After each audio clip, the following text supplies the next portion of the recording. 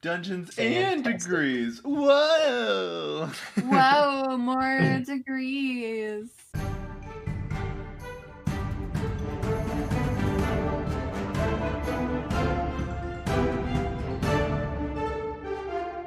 Hi, and welcome to another episode of Dungeons and Degrees. My name's Adrian.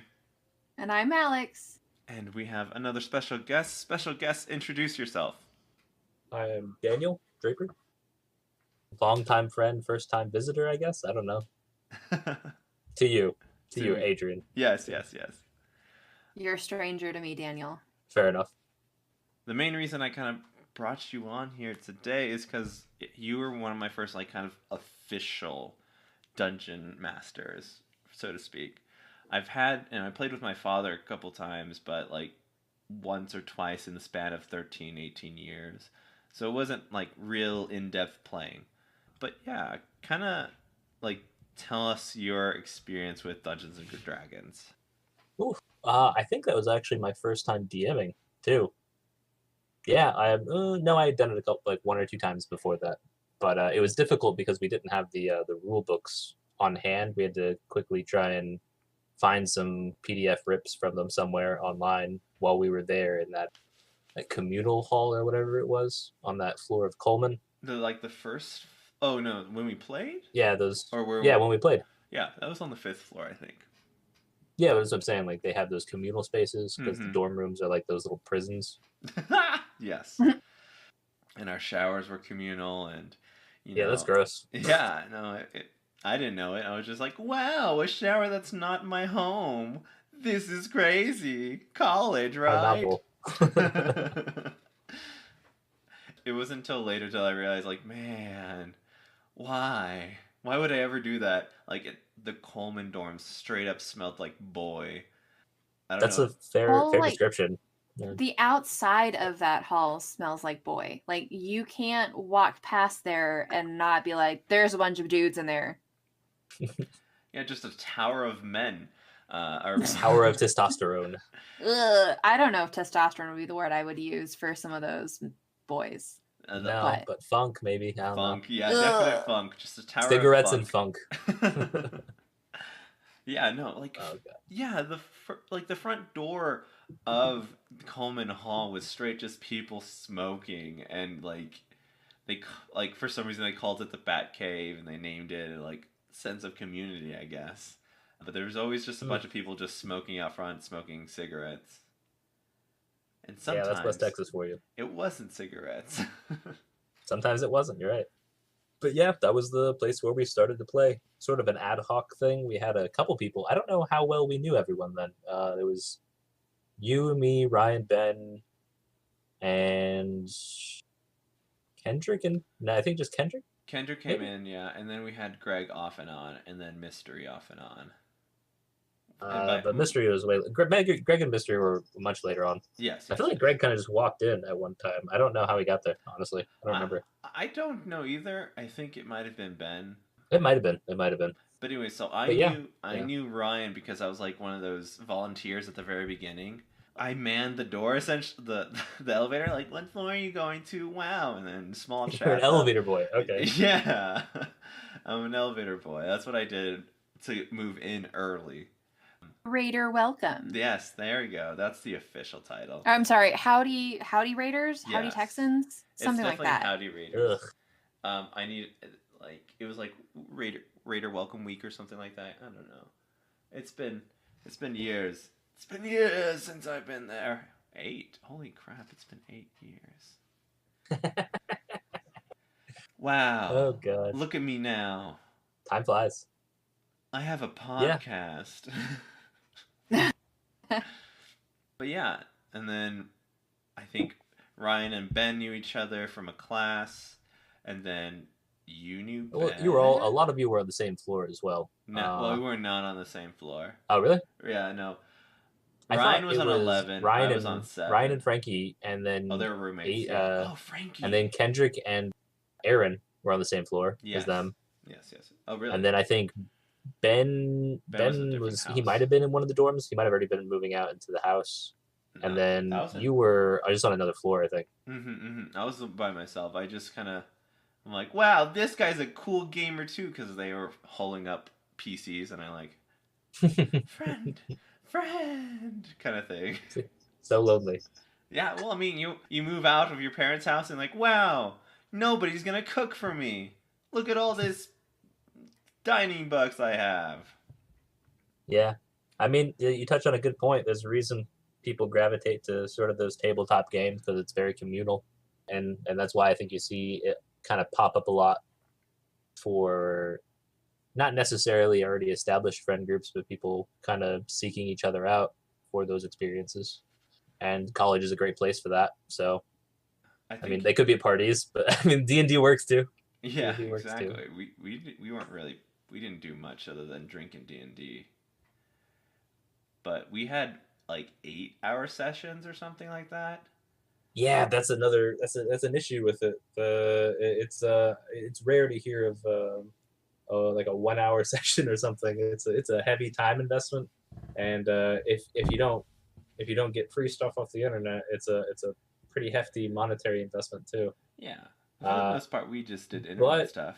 Yeah, I think most people are resourceful enough, or at least willing to try trial stuff, and can get most of the stuff online anyways with SRTs and stuff. Oh yeah. So I think that's not a horrific hurdle, especially for anybody who's under 70. So you should see some of the 56-year-olds I have to work with. They're older and they're just like, I just don't get this phone. I'm like, I don't either. Let me see it. Oh, this is easy. All right, and then I have to baby talk them, unfortunately. And it feels real bad, but I'm trying to teach you to help you. It's gonna be us one day, you know. I know. They're gonna be like, what, you don't understand this hollow phone? And you're like, I was literally gonna say hollow phone. Too much cyberpunk, man. Too much. Turn on your implant, Grandpa. Are you ready for the implants, Alex? You know what? I'm here. I refuse. I don't know if it may be something that I'm just holding on to my youth, or like I refuse to not be able to work technology. Not to throw Michael under the bus, but he's sometimes I have found features of technology like on our phones or whatever that I'm like, hey, have you seen this? And he was like, how did you know? I was like, because I still play with things, like I'm like learning them because, you know, that's what I want to do. I don't want to be the old person that's like, can you help me turn on the projector? No. That happened all the time in class. It's like, why isn't it working? I'm like, just turn it off and on again. And sometimes that works. Let me talk about that. Okay, go. There's a whole different feeling about being in front of a class of 30 to 45 under 20-year-olds that makes me dumb. So, like, trying to figure out how to turn the projector on in a room I've never been in under 2 minutes made my anxiety go through the roof. Like, I thought I was going to have a panic attack because I was like, I can't turn this on. I can't figure it out. Oh my God, they're going to think I'm dumb. They're not going to listen to me. And then my authority in this room is gone. This is a common thing that's happened to you? Or is it happened like once or twice? I mean, I've taught freshman seminar classes for 3 semesters, and it's the same every semester. Like, oh my God, I can't get this technology to work, because every semester I've either been in a different room or like this year I was online. So like trying to figure out components to Blackboard while I'm in the middle of a class sucked. You don't have to worry about that anymore. No. Blackboard going the way of the dino. That's exciting, but sad, sort of. What are they replacing it, or what's going on? I think a lot of people use Canvas now. Oh. Yeah. I don't think I was in school when Canvas was starting to creep up on us. Or I just never used Canvas, and I was supposed to use Canvas. There's some insidious things about it too, though. I can tell when you go off page. You're like alt tabbing out. Yeah. I love it. Censor me, Big Daddy. Some feelings about all of that. I don't know, but I get a lot of teaching feelings anyways. I've got a lot of stuff. Like, who cares? Okay, she's got a lot of feelings, guys. If you can put it online, it's fine. It's fine. You're gonna be able to find it when you're in a job Cool. Just don't type in the wrong answer after you cheated. It's gotta be the worst if you get like a I don't know, 62 or something, and you looked every answer up.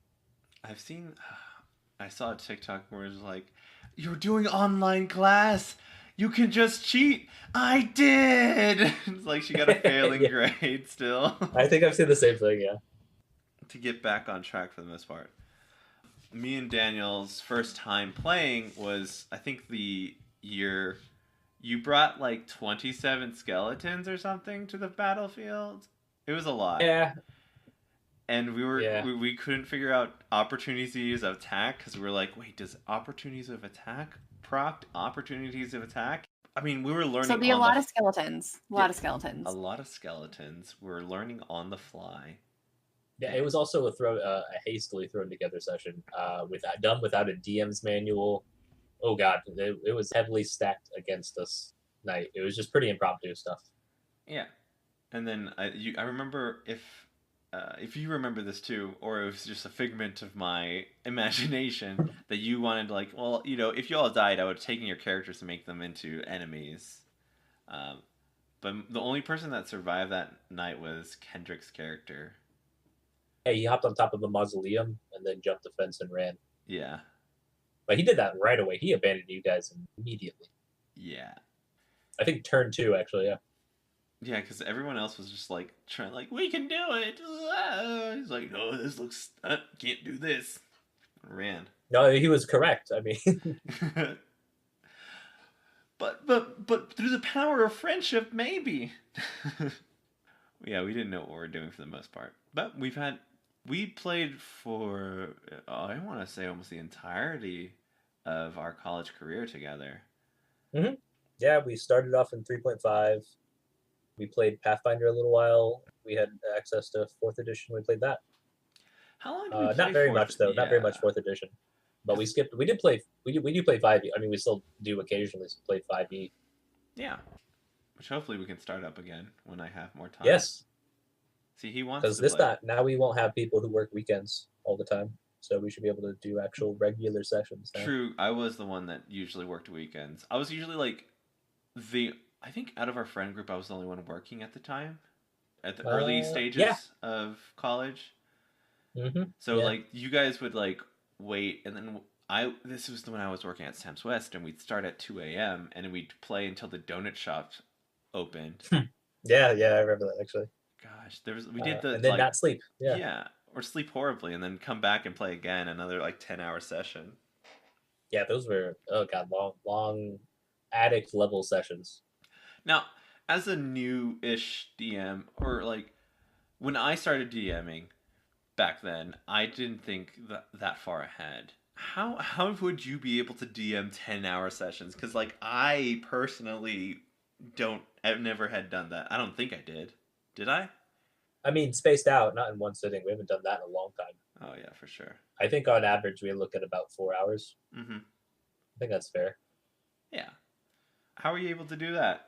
What is your magic? In terms of planning? Yeah. It depends. It depends on what the group is really feeling. I feel like we are more committed to sort of those regular sessions with a shared game space and with a continuous DM for at least a short period of time. Mm-hmm. That's normally how we operate, even if we don't finish something all the way through. So to have an extended story ready is important, but having sort of looser scenarios and encounters ready, a variety of them that will fit into what the players want to do is important, because you can't, it depends on the group you're with, but railroading people almost never seems to work out particularly well.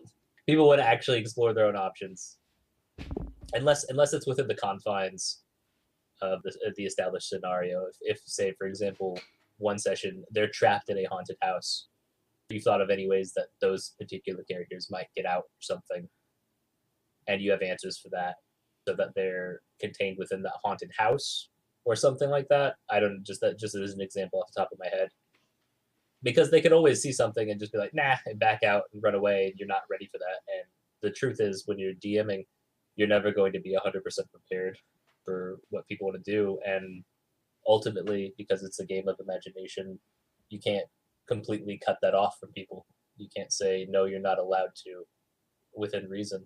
You can't just say no, this is my story, you have to play it. Otherwise, you wind up with instances like that guy who guest DM'd for us, the one who like, you don't have a choice. I'm gonna hammer nails in your eyes. Yeah, we talked to him last episode. Oh, okay. But yeah, no, I think I've attempted to railroad y'all before, and I got frustrated because also it was impromptu, and I just like I built a whole dungeon. Now go into the Yeah. hole, and Yeah. it was like it was a fight. In all honesty, how that encounter should have gone would have been like, hey guys, I only prepped this. Can we? I know it's like not really part of the whole story, but this was just kind of like what I have for Prop 2, and I think it might have gone a little bit smoother for sure if I had kind of explained myself and why I wanted this to go down. Yep. But I didn't. I tried to shove your head down into the holes, and it didn't work out. Yeah. I think the problem with that is that like you're trying to set up boundaries in a time where maybe we're not so good at setting up boundaries. So like, you know, our general discourse nowadays is, okay, what are you comfortable with doing? Here's what I want to do. And we're approaching DMing from that point of view. But like when you're starting like every other facet of your life, you're like, I don't know what the fuck I want to do. So let's do everything. Yes, let's keep going. It's, you know, 2:00 in the morning and fuck it, let's go. Yeah. Rather than being like, hey, you know, I know you want to do the thing. We can do it next time. But this time, like, this is what I had prepped. And then, you know, not trying to spoil any magic behind the scenes of like, this is what I'm doing behind the screen. And here's what I really want you guys to do. But, you know, it's, I guess, trying to balance keeping the magic, keeping everyone happy, but also creating a boundary that you as a DM want to do. Yeah. And that can be difficult sometimes, but yeah, you just have to kind of let them go. I'm a much better DM than I was before. I'm ready to accept all consequences, but also to deal out all punishments that are necessary. In case someone say it goes murder hobo when they're supposed to be neutral good. Yeah. I'm a lawful good monk. I'm good. Yeah. And then just start kicking people's teeth in. Homeless people, beating them up when they don't tell you what information you want. They're going against my creed. It's my creed. Gosh. We laugh, but it's literally happened to us. It's the kind of thing that can drive you crazy. And not like, oh god, what was that? Mazes and Monsters crazy. You guys ever watch that movie? No. I think it's sitting at a solid sub 20% on Rotten Tomatoes. It's a Tom Hanks movie from the 80s. Really plays into that whole, when he was a college student, actually. It's probably worth a whole episode on its own if you guys want to like stream it and watch it, because you can watch it for free, I think, on YouTube. But it's about Tom Hanks going away to college, playing a game called Mazes and Monsters that drives him insane and makes him satanic. It was part of the whole satanic panic stuff. He loses his mind, convinces himself he is his character, gets lost in like some underground area. I think he dies. I actually don't remember how it ends. Well, I'm glad you left us a cliffhanger. So yeah, maybe we should do that for an episode. Yeah, it has to do with college, has to do with the 80s, satanic panic, outside perspectives on an insular culture, so almost, and a very, very clear stand-in for Dungeons and Dragons. They just didn't want to get any licenses or get sued, I suppose, and just called it Mazes and Monsters. But it's 100% just D&D. That's not a dragon; it's a mragon. It's pretty on its face, kind of. I think. Yeah, actually, hold on. Yeah, I just pulled up the Rotten Tomatoes page. But yeah, just the immediate quote that pops up is it's Reefer Madness, but for the 80s and Dungeons and Dragons. Oh boy. There's a whole scene where his mom's like, don't play that game again. You know what it does to you. He goes, Mom, I'm not gonna. And I'm like, oh, Tom Hanks, you're going to be in so many better roles. I do really like that that's an easy trope that people still pull out, is the like Dungeons and Dragons, and connect it to like cultish rituals and, you know, murders and whatever. And it still happens now. So like, I don't know if you guys watch Riverdale, but on the off chance that you do, They No. also had a. I've Oh watched. God, no. I've watched I like an my episode, trash. and there's like that. What it was G&G, right? That's what they call it. It's G&G. It's Griffins and Gargoyles. God. There's a whole cult or something behind it. It's a whole thing. It's a whole thing, as many of the plot lines in Riverdale tend to be, but it's an easy out, I guess. Especially, yeah, like you said, having an outsider perspective of what D&D is. Like, we know it's not anything like that, but if you have that, I don't know, small town mindset of like kids playing around one table for 15 hours at a time doing spells. That's the devil's work. Yeah, I just never understood that, honestly. It just doesn't make much sense. Yeah, I mean, was just the other craze that they had was like cocaine and reefer, like, and they're like, Well, at the time, it was sort of Satanism infecting the youth because they don't want to listen to us and go to their room and do their chores when we tell them, because they had all these things like they thought metal.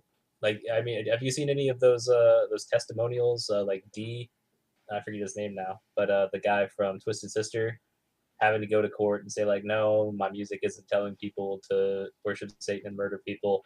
Yeah, they thought everything was corrupting the youth, from music to Dungeons and Dragons, and it didn't help that occasionally, I think there were like 2 murders or something committed by teenagers. They like, yeah, we did it because of satanic music or movies, so people latched onto it, and that's always going to be a thing. Old people will look at young people and say something's corrupting them because they're not like me. Why are you so different? It's all them video games. Goddamn China and their TikToks. What is that, fork knife? Ugh. Oh my gosh, what is gonna be our craze? I can't wait. Can I just blame a random thing to like, this is why the kids aren't listening to me? It's not because I have high expectations. Brain dances? Brain dances. Okay, you have been playing too much.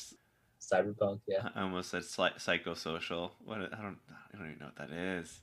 Cyberpunk. It's a good song, Psychosocial. Slipknot. Yes. There we go. Slipknot. That's what I was thinking. You know, the music like that, and like they wear masks and shit. That doesn't really help the case at all, but it's still a cool performance. I've seen them live. They're amazing. They're very visual, yeah. Their little drum platforms raise and go down and go up and go down. And like, wow, this is crazy. Hydraulics, what's that? But yeah. The devil's work. Of course it is. Of course it's devil's work. My apologies. But yeah, I think for first time, like, I was so messy. I wasn't the DM I was today. Like, because I've made so many mistakes in the past, it helps me figure out, like, yeah, now I know what to do proper, or this is what I should be doing, and all that stuff. Yeah, absolutely. I mean, the same with everything. You're going to get better as time goes on. It's okay to make mistakes as long as you learn from them. So, I want to talk about something I like, one of my favorite D&D moments. I'm pretty sure you're the DM, and we had a guest. This is with Greg and Mystery. Mm-hmm. And you had that little trap where you're like, to get past, you have to give blood or something like that. I think I remember that. It was like a weighted thing. It was a statue. You had to stick your arm in it, and you could only, it needed like a total set amount of blood. This was just a bowl, I think. Oh, it was a bowl? Okay. And Yeah, it's been a while. It's okay. And the other way to fix this riddle was to heal it. And oh yeah, I remember this. And we're all just standing around and just trying to discuss it. And then I'm like, I'm just gonna shoot the new person. And it went into a whole thing where Greg defended Mystery, and nobody was backing me up, and the wizard, they were just standing in the corner. I was just like shooting and running away. The little rogue boy, little halfling rogue boy. And then I think Frankie was the wizard, if I'm not mistaken. And he thunderclapped us to each corner, like, all right, we're gonna wait. We need to rethink this. We're not gonna kill somebody. I'm like, I'm bored though. Yeah, You guys went straight to murdering each other before you went to maybe using, it was 3.5, so doing an inspection or anything really. You were playing a rogue, so yeah, you should have. I think we did, and we failed, or somebody failed, and I'm like, well, I don't Oh, know maybe. I that. don't know. Because, like, we're pretty good on that stuff. But also, I stayed back for the most part because I was going to die usually. I think we were rolling. We were still rolling stats then. We weren't doing point buy-in. Yeah. So yeah, I think which I still like. I think it adds great variety when you roll the stats instead of doing point buy-ins. It's a good way to cut out min-maxing. I find it more thematic. You can have more role play with it. Yeah. Yeah. Me and my friend Gretchen did that. We did roll a d20 6 times, and you can't change the placement, and it goes from top to bottom.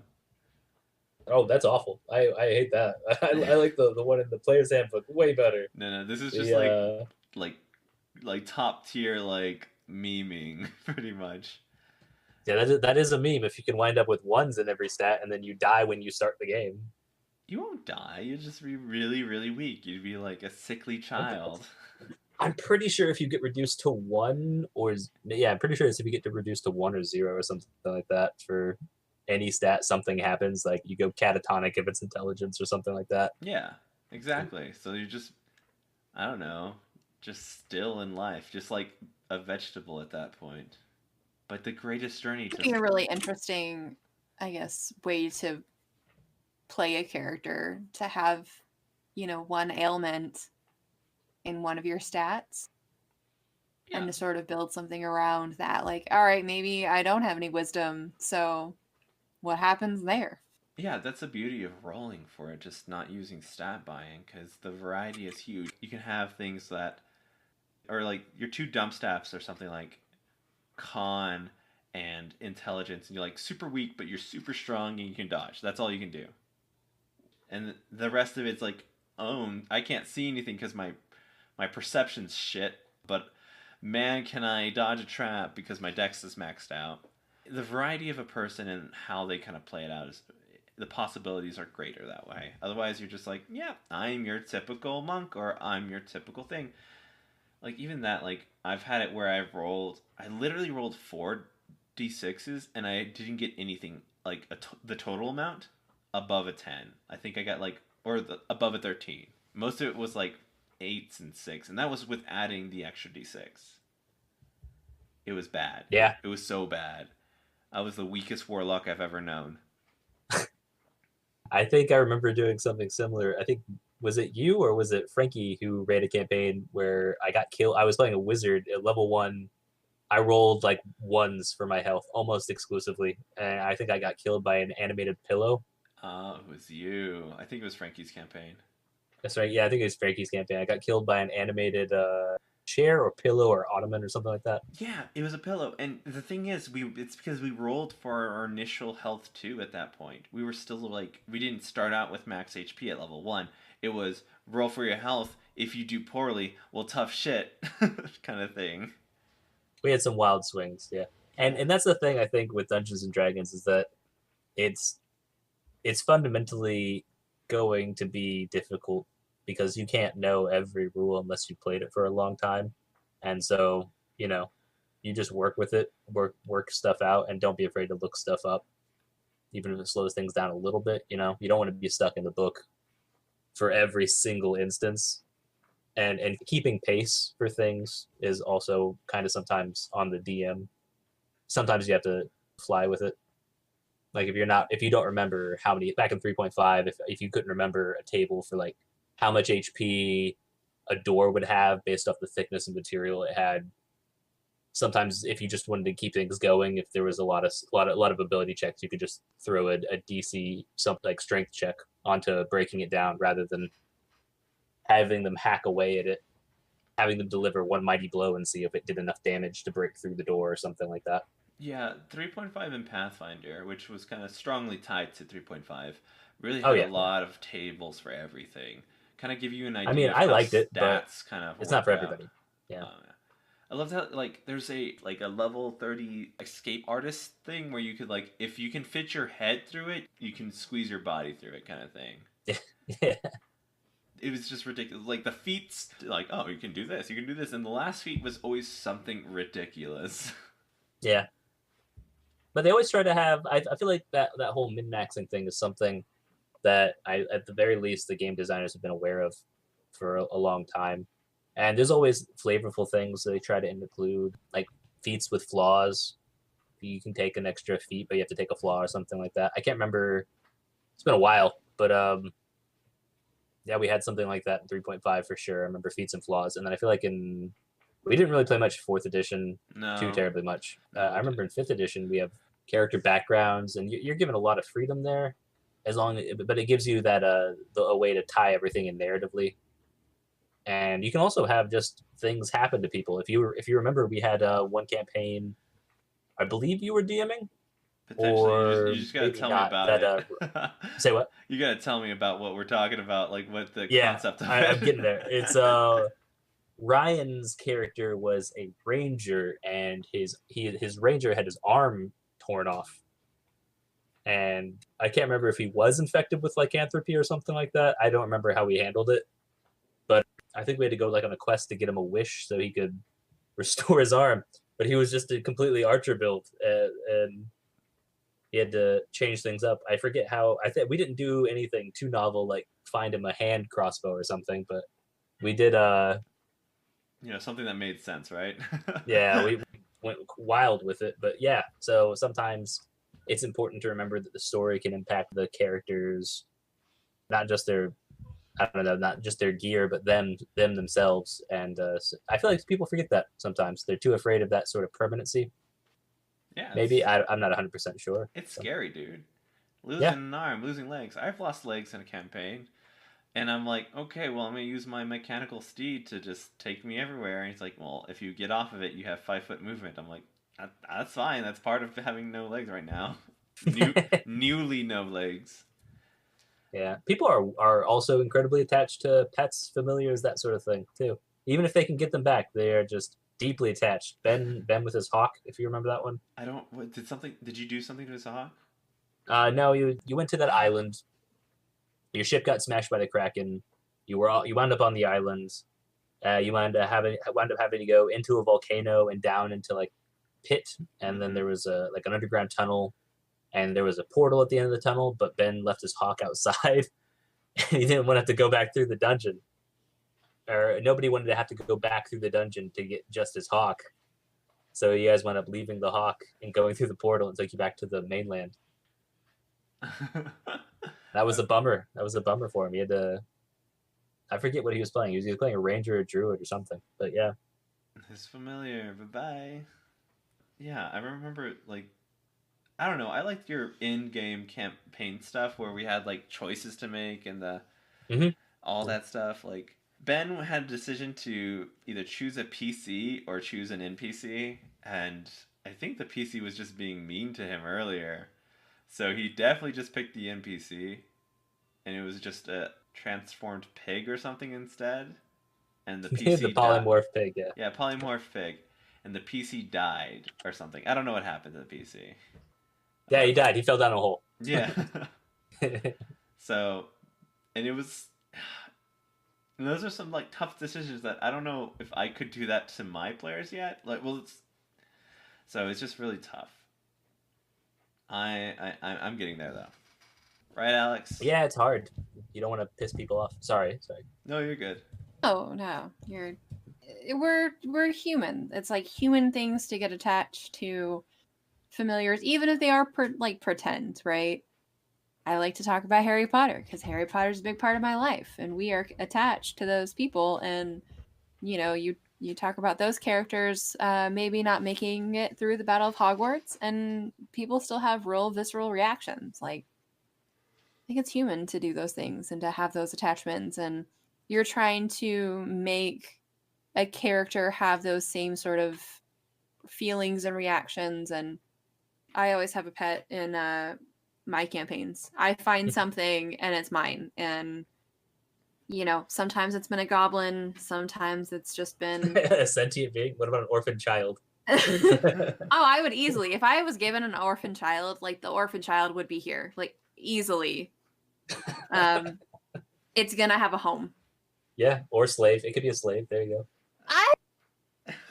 There would be a line. I do have lines in my snatching of creatures from their homes. Well, You you're know, better if they than wanted to half come the with us. characters we had in college. I think they were evilly aligned. I don't know if they were evil aligned. They were definitely evil. They wanted to create an orphanage as a front so they could use the children as labor for a mine. That's evil as hell. Yeah, that definitely feels like. I forgot how it all tied in. I just remember orphans and mines. I'm like, that doesn't sound right, but let me just push the memory forward so I can figure it out. You had a crate of gold and you wanted to use it to set up an orphanage. I'm like, no. And I'm like, oh, that's sweet. And then you like to use the children as free labor. This wasn't me, was it? Was I part of this? That was Ryan, Ben, and then you jumped on board with that. I am horrible. I think I was a rogue. You know, sometimes you just have to have them help. Like their little tiny fingers can easily grab little tiny. Those hard to reach spaces. It's like it's like Snowpiercer. Just I don't know if you get that reference, Alex. If not, go watch Snowpiercer. That's okay. Another good film. Oh, Alex was getting to this idea of like pretend and feelings. I mean, like I cried when at the end of what's called Endgame. I started tearing up because of what happened. Like these are like, oh yeah, you know it's pretend, but these things that happen in front of your eyes and the emotions you attach to it because the time you invested into it kind of gives you this kind of like link to what's going on in front of you. Yeah. Are you trying to skip the spoilers for Endgame? As if anybody who's listening has not already seen Endgame? I mean, I was going to, but I just wanted to get to the point. But yes. Look, that's our childhood, Adrian. That's okay. That's our part of the cinematic history of the world. That's us. We are the Marvel Cinematic Universe. Anyways. Okay, sorry. So like Tom Holland's death killed me. Okay. All right. You're right. Yeah. Maybe we. Yeah, no, hold up. I'm not finished. I'm gonna tear up your feelings. And then when he came back and Robert Downey Jr. just like hugs him after he keeps talking and yammering. Yeah. That felt good. Because he was a kid and he didn't know what happened. And he was like, I'm sorry. And I'm like, fuck. Adrian inside was like, let's shove him in a mine. He's got tiny fingers. That was 2010 Adrian, okay? I'm just kidding. 2013 Adrian. He didn't know about the troubles in the world. Or he was just wanted to be blind to them.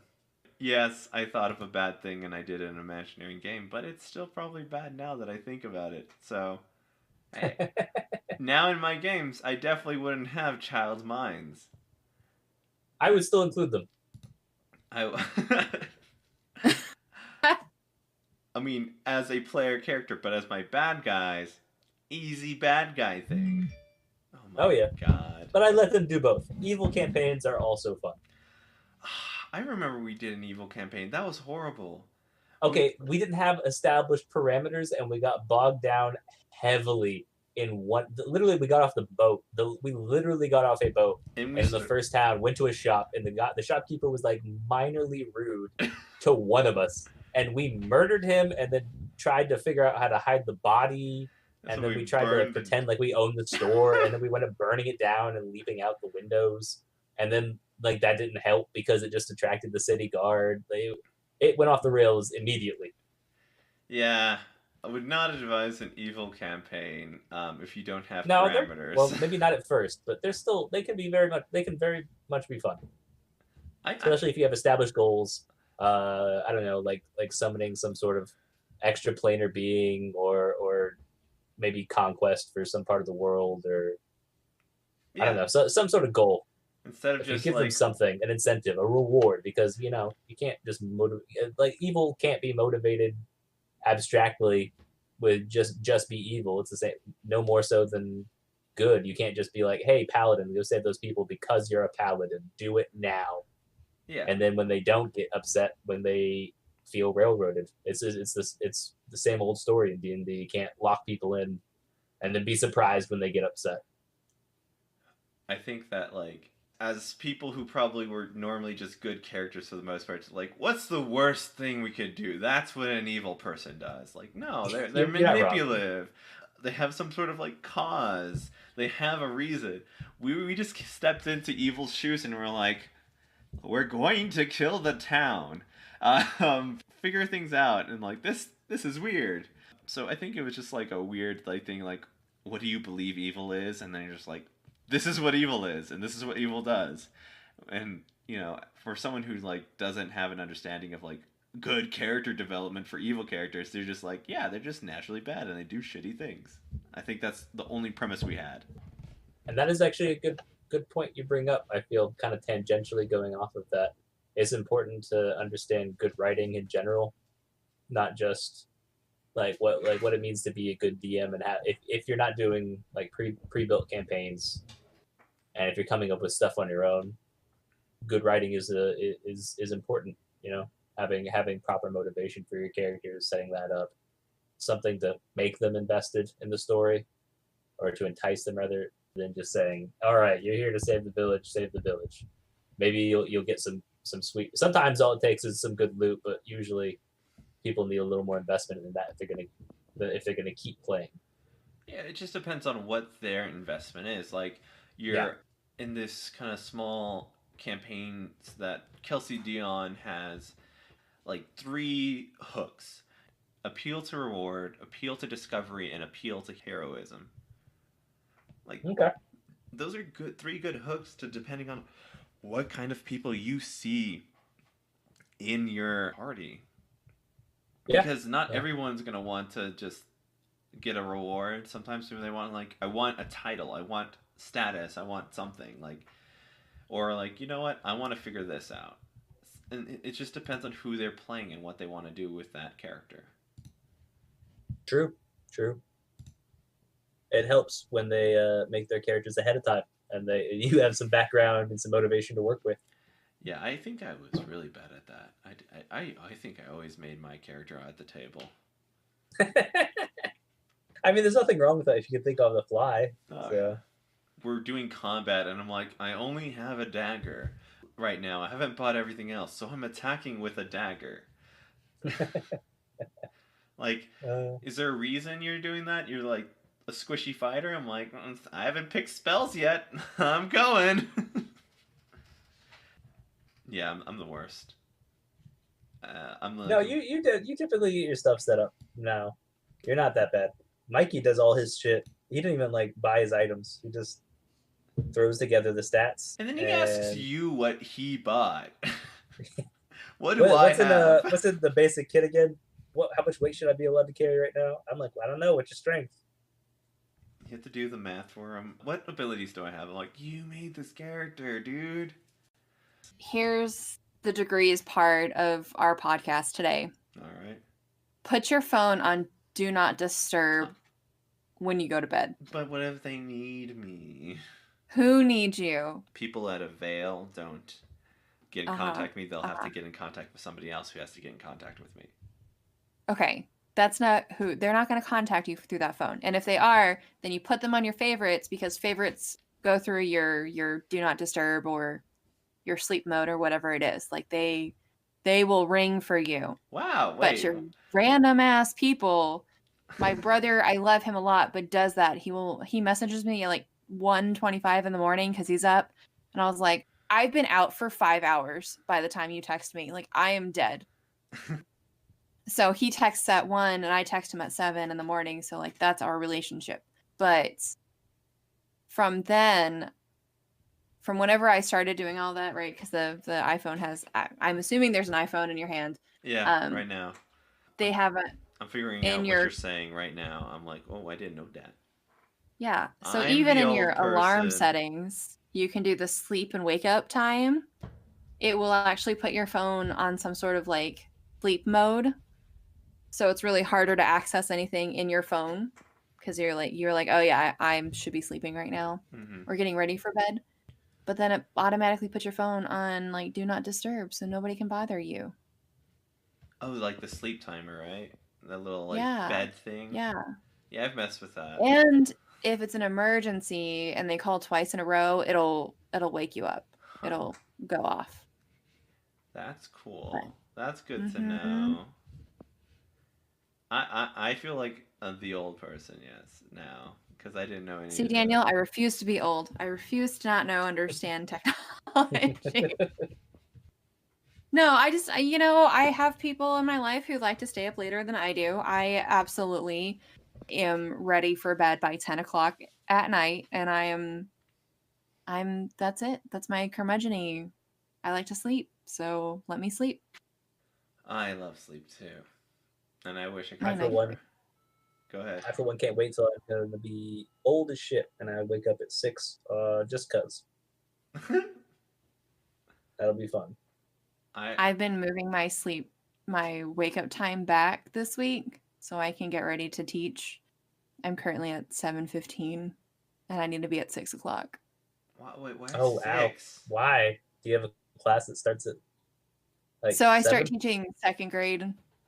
So I start teaching in the actual school, and it's a 45-minute drive to my campus. Ah, that's my dad's drive So right now.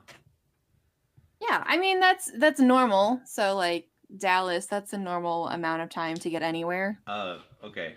Yeah. But I want the extra time to make sure that everything is prepped in the morning because I don't like staying after. Like at 3 o'clock, I'm done. I want to go home. Oh, okay. What time do classes start? 8? 7 7? 7:30. Oof. Let me look. 7:30, and then school ends at 3 or 3:15. Huh. Interesting. So maybe 7:45 because I think I'm at 15 minutes before. My alarms on my phone are 15 minutes before everything starts. So I have enough time because ADHD, and that's how we accommodate ourselves. Yeah. I just show up late. I'm bad. I just wouldn't prepare. I'd do it in the middle of the class. Do my home. Do today. Do today. Okay, that's what I'm saying. I graduated. I got a degree. That's all I can say. Okay. I put in No some more work. homework for you. Just not in the right like at the time. I get the goal, the end, like everything else in life. Just like, oh wow, I have a week left. Fuck. Okay, let's do this, kind of thing. That's how I did with my college career, because I didn't know any better, and I was a dumb young kid who played League of Legends, and I'm not gonna blame D&D for anything. God, that was dumb. Remember Arcade, Daniel? Yeah. Yeah, that was bad. Yeah, that was stupid. Yeah, we all failed that semester, right? Yeah, we can always redo a semester, but Arcade, that's forever. Oh boy.